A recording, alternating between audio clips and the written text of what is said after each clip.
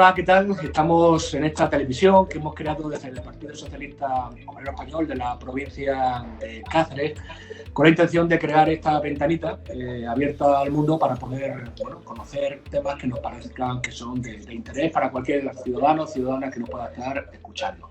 Generalmente traemos a políticos del ámbito local, provincial, nacional o incluso europeo, y hoy traemos a una política. Hoy traemos a una senadora perteneciente, en este caso, a la provincia de Cáceres, pero que efectivamente desarrolla su trabajo en el Senado, que, bueno, como saben, tiene su sede en la capital de España, en Madrid. Hoy tenemos con nosotros a Maribel Moreno Duque.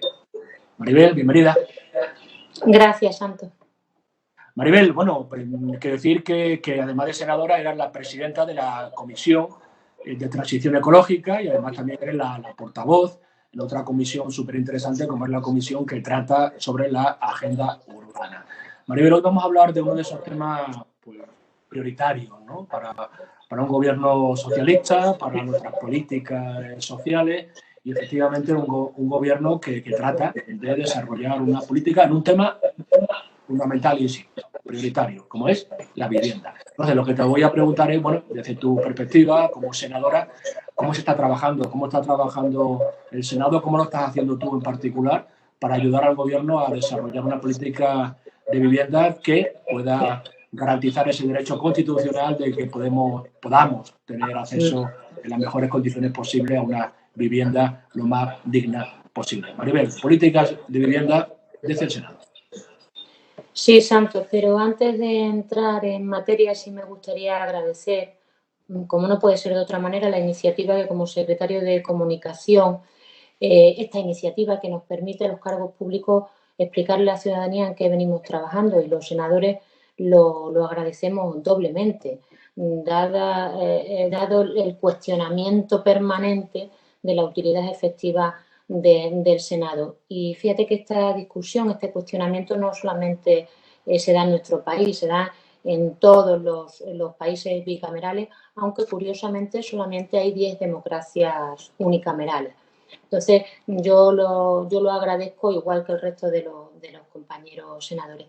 Y sí, efectivamente, desde el Senado pues se impulsa la acción del Gobierno, igual que se hace desde el Congreso. Allí toman cuerpo esas propuestas de impulso como proposiciones no de ley y en el caso del Senado pues lo que presentamos son mociones. Una de las mociones, por ejemplo, que tengo registrada y que se debatirá, pues será sobre un tema que sí preocupa a la gente, sobre todo a los que quieren comprarse las viviendas de protección oficial, porque han terminado en él siendo más caras que las viviendas que están sujetas a los precios de mercado y eso es un despropósito. Y es que no hay una correcta proporción entre el precio de compra de la VPO y la capacidad económica de la población a la que va dirigida, porque si eran unas viviendas que se concibieron en un principio para un segmento de población con escasos recursos, no tiene sentido que cuesten más caras que una vivienda no protegida, que una vivienda libre. Es verdad que el módulo, es decir, lo que recoge el precio que fija la Administración, es competencia de las comunidades autónomas y no del Gobierno central. Pero el Gobierno central sí tiene, digamos, medidas para no impedir que eso pase, pero sí limitar esa posibilidad, que una vivienda de protección oficial termine siendo más cara que una vivienda libre. Por ejemplo, en esta iniciativa también vamos a pedir que el programa de ayuda a los jóvenes que, en fin, tuvo mucho éxito en la legislatura pasada y me imagino que en esta legislatura que también ha tenido una convocatoria abierta de ese programa, que es el programa de ayuda a la compra para jóvenes menores de 35 años y que se vio limitado en su momento por un capricho del el antiguo o el anterior ministro del PP, Íñigo de la Serna, lo limitó a los municipios de menos de 5.000 habitantes. Afortunadamente, aquí nosotros en la provincia de Cáceres tuvimos la iniciativa de una dirigente comprometida con el mundo rural como fue Charo, que también pues incluyó dentro de sus medidas para ayudar a la población rural esa ayuda a los jóvenes a la compra de la vivienda en los entornos rurales.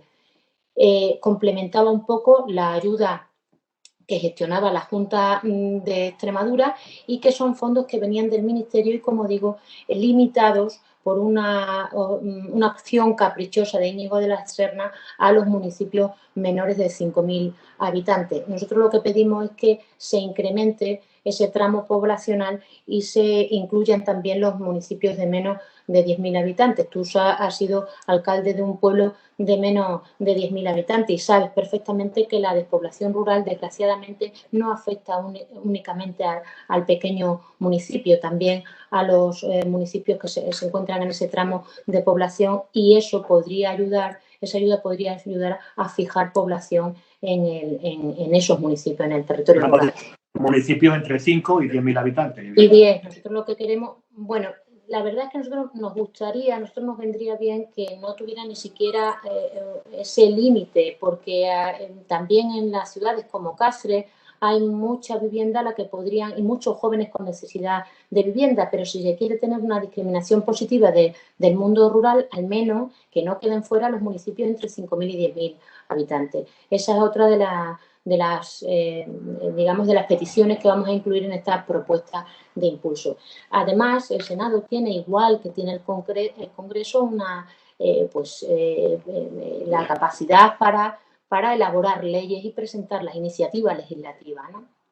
Y nosotros, en concreto, desde la Portavocía de Agenda Urbana, estoy trabajando en una iniciativa legislativa que, si me permite, vengo otro día y te la cuento, porque no quiero desvelar el contenido hasta que no termine la redacción del texto. Lo que sí quiero adelantar es que están colaborando con nosotros pues el Consejo Superior de Arquitectos de España, los registradores a nivel nacional, 17 colegios de agentes de la propiedad inmobiliaria, 17 colegios provinciales, los administradores de finca a nivel nacional también, el CERMI, y esperemos que vea la luz la iniciativa, porque es una iniciativa legislativa que afecta a la vida diaria de la gente. Y luego están también pues las iniciativas por las que se controla al gobierno, son las propuestas, las preguntas o las interpelaciones.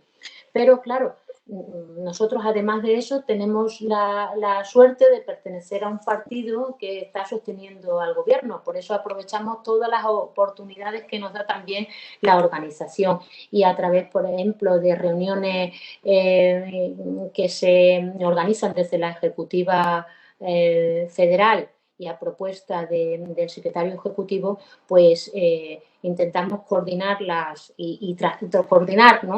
coordinar las políticas que se hacen desde el gobierno con las iniciativas de senadores, de eurodiputados o de compañeros que están en el Congreso, y a su vez trasladarles las preocupaciones, las inquietudes o las sugerencias que tenemos respecto de determinadas medidas que esté desarrollando o vaya a desarrollar el gobierno. Por ejemplo, el último informe que le hemos hecho llegar al Ministerio, en este caso ha sido a través de Cristina Narbona, que tenemos la suerte de que es la presidenta del partido y la tenemos de vicepresidenta del Senado, pues el último informe, pues con el último informe lo que intentamos es que se potencie la rehabilitación que genera empleo a corto plazo, que es la que uno se hace dentro de su propia vivienda, la rehabilitación edificatoria, la aislada, porque las que se plantean a escala de área, no sé si habéis oído hablar de la renovación, la regeneración de las zonas degradadas, que es verdad que ayudan a resolver problemas sistémicos de algunos destinos turísticos, como por ejemplo, vamos a poner el ejemplo de la Plaza Alta de Badajoz. Pues es verdad que todo lo que se plantea a escala de área, tú coges una zona y planteas una rehabilitación a escala de área, pues soluciona efectivamente ese problema sistémico que tienen algunos destinos, como ese en concreto. Pero ese modelo de rehabilitación tiene algunas barreras que impiden que se ejecuten los fondos y, por tanto, que se genere empleo a corto plazo.